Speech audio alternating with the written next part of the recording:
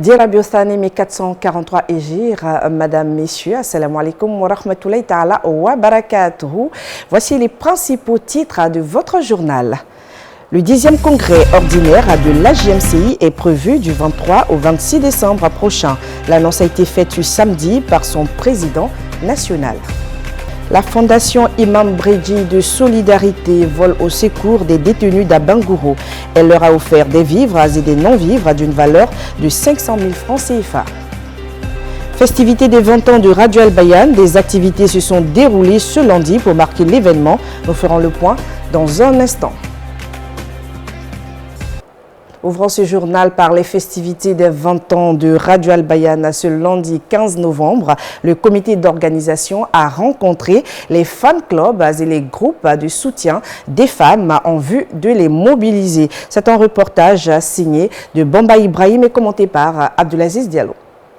Le comité d'organisation des festivités marquant le 20e anniversaire de Radio Al-Bayan, conduit par son président El Hadj Traoré Amara, a rencontré ce matin ses groupes de soutien, à savoir les fan clubs d'Al-Bayan, El Firdaous et les Mamans Al-Bayan. À l'ordre du jour, mobiliser ces groupes. Prenant la parole, les invités ont promis jouer leur partition pour la réussite de ces manifestations. Pour ces festivités, un uniforme est mis en vente, dont un exemplaire a été présenté au cours de cette rencontre. Démarrée jeudi dernier, la célébration du 20e anniversaire de Radio Al-Bayan prend fin le 3 décembre 2021. Peu avant cette rencontre, une séance de fitness s'est déroulée sur l'esplanade de la grande mosquée de la Riviera Golf. Comme vous le voyez sur ces images, des étirements et plusieurs mouvements physiques ont été exécutés par les participants. Certains se sont exprimés au micro de Doma Yacoub. 3, 4, 5, 6, 7, jambe gauche, 1, 2, 3, 4, 2, 3. À l'autre côté. Là, 3, 2, 1, go. J'invite tous les frères, qu'ils soient musulmans ou pas musulmans, de faire du sport. Vraiment, nous avons dégagé beaucoup d'énergie. Vous-même, vous le savez, le sport, il est très bon pour la santé. Maolid 1443 Ejir, la Fondation internationale communautaire Oumar Magasuba, FICOM, a commémoré la naissance du messager d'Allah Mohammed sallallahu alayhi wa sallam à l'occasion de la 6e édition de son Maolid. La cérémonie s'est déroulée le 6 novembre dernier à Cocody, route de Bangerville. Siriki Baro. Le public a été tenu en haleine par l'imam Cheikh Tidiane Diabaté qui s'est prononcé sur l'émigration du prophète Mohammed sallallahu alayhi wa sallam. Elles sont là quand ils ont appris que le prophète Mohammed est en train de rentrer à Médine. Elles sont sorties en disant la pleine lune vient d'apparaître. Mais sur la voie des Saniyat al-Wada, nous sommes obligés de dire merci à Allah éternellement. Tant que quelqu'un dira Allah dit, le prophète Mohammed dit.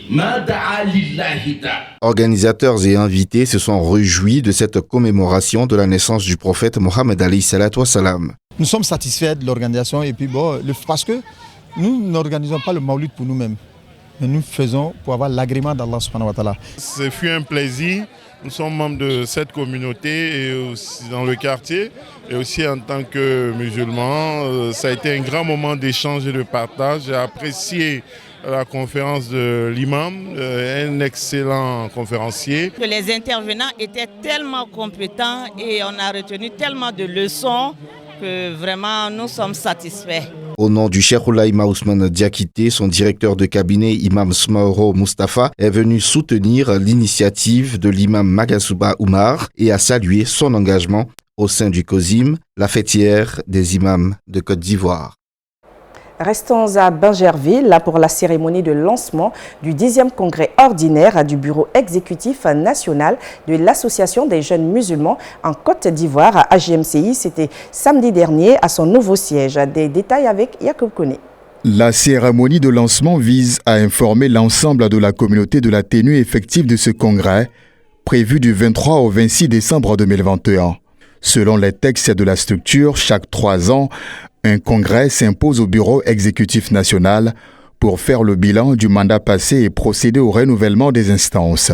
La présente cérémonie a pour objectif d'abord d'annoncer la tenue de ce congrès à la communauté nationale, plus particulièrement à la communauté musulmane dans toute son entièreté.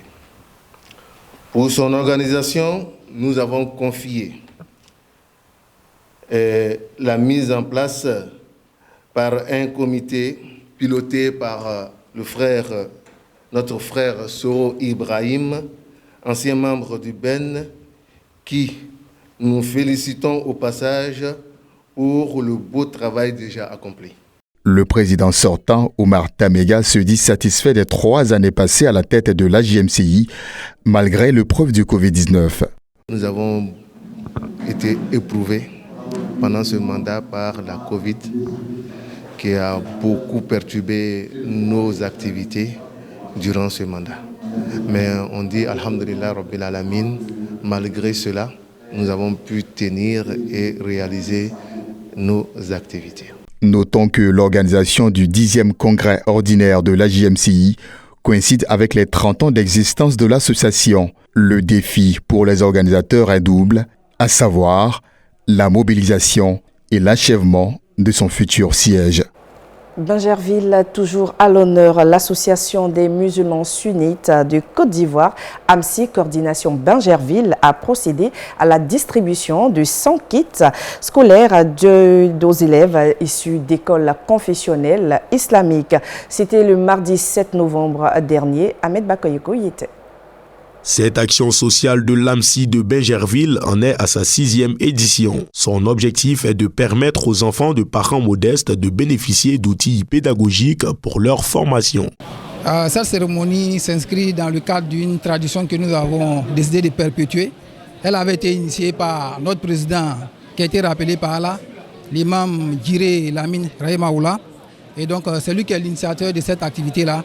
Et après son départ, nous qui assurons son intérim, nous avons décidé de perpétuer cette action-là dans le but de venir en aide aux élèves des Médersa de Bingerville. Cette œuvre de charité a été appréciée par les bénéficiaires qui ont exprimé leur reconnaissance aux donateurs. La cérémonie de distribution de kits scolaires a permis à l'imam Diaby Vakaba d'animer une conférence sur l'importance de l'instruction dès le bas âge. La science acquise lors du bas âge est comme des traces indélébiles sur des roches. Et donc sur cette base, l'islam a foison de preuves, de textes coraniques ou encore des hadiths qui incitent l'enfant à l'instruction depuis le bas âge. Et donc ce qui fait que le prophète nous a demandé de recommander à l'enfant de faire la prière à l'âge de 7 ans. Ce qui suppose qu'avant l'âge de 7 ans, l'enfant doit connaître la prière. Ce sont plus de 100 kits scolaires qui ont été distribués comprenant un exemplaire du Saint-Coran, un cartable, des cahiers et des stylos. C'était une cérémonie réalisée ou tenue le dimanche 7 novembre dernier. Action Solidarité toujours, la Fondation Imam Bredji de Solidarité continue de soulager les personnes éprouvées dans les différentes prisons du pays. Elle a rendu visite ce dimanche aux détenus de la prison civile d'Abengourou pour les soulager et les soutenir. C'est un reportage signé Sanogo Mamadou et Mohamed Touré.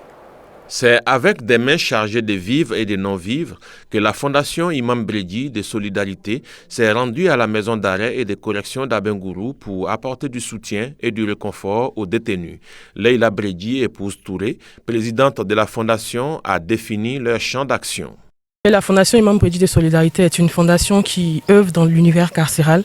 Donc nous sommes là pour apporter notre soutien et réconfort aux détenus des maisons d'arrêt de correction de Côte d'Ivoire. Autorités pénitentiaires et religieuses d'Abengourou ont salué le geste de bonté de la Fondation Imam Bredji. Nous sommes vraiment heureux parce que nous avons vu les dons que vous avez faits. C'est un don énorme et la prison en a besoin. Et que vraiment Dieu fasse que vous puissiez encore revenir parce qu'on en a besoin. Nous avons vu que nos frères détenus ici vivent en collaboration avec les chrétiens. Ils ont eux-mêmes dit ça, qu'ils vivent en bonne collaboration. Donc nous sommes heureux pour ça. Ensuite, la Fondation nous a dit qu'ils ne sont pas là que pour les musulmans, ils sont là pour tous les détenus. Donc ça montre que notre religion, l'islam, est une religion de fraternité, de partage, mais aussi et surtout de solidarité. C'est un don d'une valeur de plus de 500 000 francs CFA qui a été offert par la Fondation à la prison d'Abengourou. Terminons ce journal par cette information. Le véhicule de Ablo Diassa, acteur de l'émission satirique au Grand du Samedi, a pris feu récemment alors qu'il était en route pour l'enregistrement de la dite émission à Radio Al-Bayan. C'est la fin de cette édition. Merci de l'avoir suivi. Bonne suite du programme sur votre chaîne. Wassalamu alaikum wa rahmatullahi ta'ala barakatuhu.